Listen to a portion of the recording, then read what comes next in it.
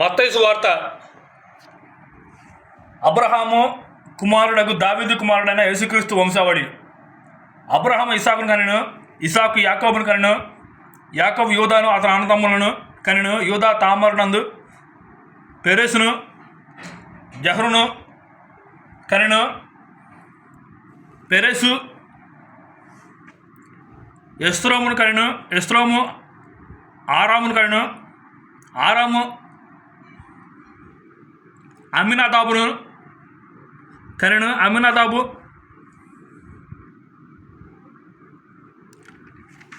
నయస్సోనును